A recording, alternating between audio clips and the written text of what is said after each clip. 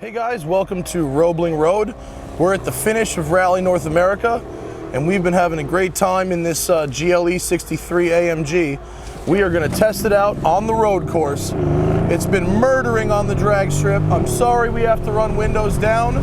Also, I've never been on this racetrack before, so forgive me if my line isn't perfect. Will this thing go around corners? Furthermore, where does this track go? That will be the question. Okay, this is a double apex. I'm guessing we'll take it late. And there's the track out. All right, 577 horsepower, 590 pounds of torque, 5,100 pounds. I am using automatic mode because frankly, it is better than manual mode. Where's the track go? There we go. Ran a 12.8 quarter mile at 112 miles an hour over and over again yesterday. So I have all-wheel drive, I have active anti-roll control, and I have 285 tires in the front, 22 inches, and 325 tires in the back. Neat little road course here. Get down! When you use manual modes, you can end up banging the rev limiter and it just bogs the hell out of the engine. So automatic mode keeps it from doing that. Flat out on the straight. Here we go. There's 90, 100, 110, 115. And a GTO has come out in front of me. Good excuse actually to not wail on these brakes, which I'm guessing have about 2 to 3 laps in them at most. He doesn't seem to know the line either. Better for me.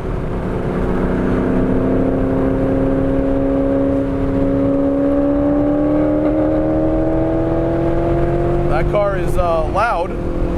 For sure is loud.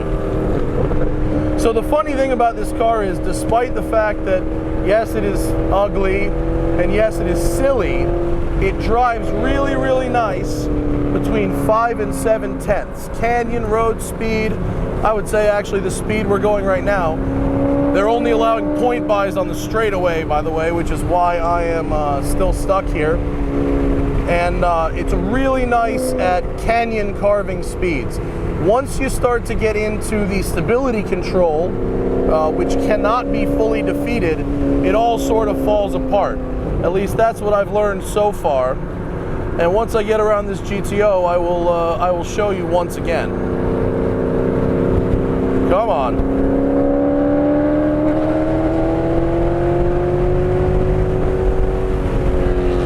All right.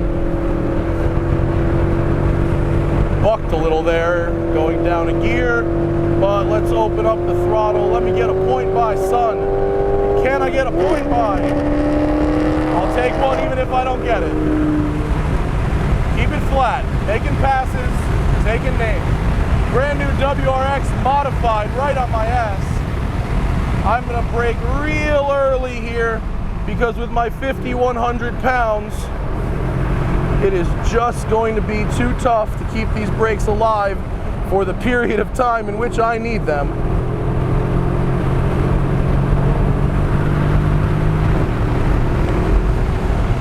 Debris on the track, don't know what it is, hit it anyway. Hopefully that wasn't my parking ticket from earlier. If it is, I apologize to the city of Athens, Georgia. Oh, come on. Yep, there's the stability control. It does not like to power on the all-wheel drive through the corners. It really likes to turn in under braking, rotates the back end, but then it kills the power a little bit. This WRX is right on my ass. It's got some mods on it. It's very quick, sounds very good, and I unfortunately am just not going to be able to hang. And I'm going to point him by right here. He can go by. That's okay. Have fun, buddy. Let's see how I drive without him in my rear view. This is a big, fast track. No real hairpins. A lot of medium-sized corners. open up the throttle.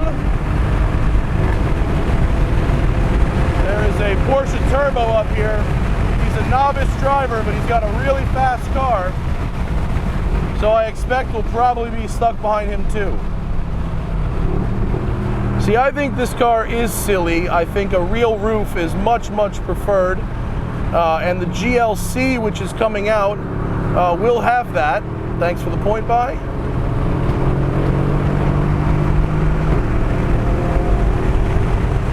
So you can get all the things I like about this car. The engine, which is spectacular. The interior, which is great. The massaging seats, the heated and cooled cup holders, all that great stuff you're going to be able to get in the GLC without it being ugly. There's the traction control. I have it turned off. It says off on the display, but you cannot go full off in this thing, which is a real bummer because I feel like if you could, it would make the track experience a lot better. Also needs to be said, this is a pre-production car. There are only a couple of them in the United States, and they said the engine and gearbox are not in a final state of tune. I don't know exactly what that means, what is left to be changed, and what will be the same. So a little of this you got to take with a grain of salt and just be happy I'm driving something like this so early. Wow, look how far away that WRX is. That is a fast car, man. Woo! There's 120, 130, 135. I'm braking way, way early. I just would rather save the brakes there and stay on the track. The brakes, if you do full on balls out hot laps, you're looking at 2 laps worth of brakes. And I'm gonna try and keep this guy out here for a couple more than 2. Engine temperature is fine. My cooled seat is working wonders, and in fact I have the massage seat in the activate function. Oh, the brake pedal is quite unhappy with me now.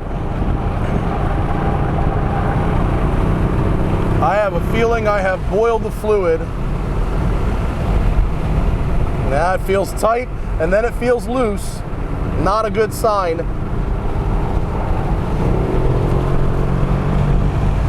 In these medium high-speed corners, actually, this thing is much, much better than it was last week at Monticello, which has more hairpins. It does not like to go through the hairpins at all. Let's see if I can get one more lap out of these brakes. I'm going to have to test them before the end of the straight, and I will not have full speed at the end of the straight here, but such is life. But the way it accelerates, what's going on here is just mental. Test brakes, okay. Half brakes still. I have brakes, that's good. I can make it one more lap. See, in a corner like this, you get a lot of grip. But once you start to overwhelm the tires, little understeer, maintenance throttle, go, go, go. The engine is a monster.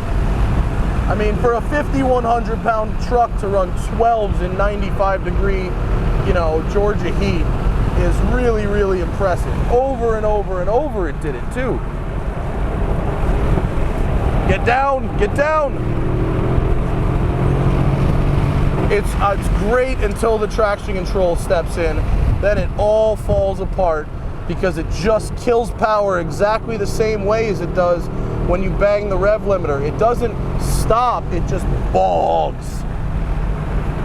You know, I love a good traction control system. The Z28 comes to mind. I know that's a track car, but still, that comes to mind because when you get slip, it holds it. It doesn't bog you back down.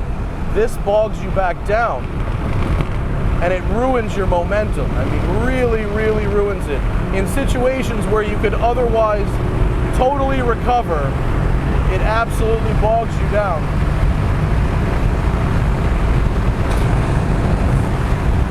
That's the end of our session.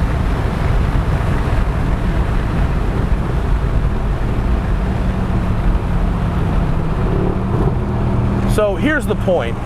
Nobody who buys this thing will take it to track days. Nobody. Been to all the track days in the world. I've seen one X5M once and one Cayenne Turbo once. No one's going to the track in this. However, as a road trip car, if you get past the looks, it is staggeringly good on a road trip. It's fast, it's comfortable, it's got all the toys, it's got everything you'd ever want from a car, except good fuel economy. It doesn't have that. And if you decide to push it on the canyons, as long as you're within that traction control boundary, which is still like really fast, like you're still going really fast. You're just not handling at the absolute limit. And who knows? Maybe Mercedes will allow you to defeat traction control when this goes on sale. That is not beyond the realm of possibility. I just can't do it now. So, Rally North America, amazing event. I've had a great time again this year. This car, it has served us very, very well as a road tripper, and even at the drag strip, and even a little bit for a few laps on the track here. It's really good fun. Not pretty, but good fun. See you guys later.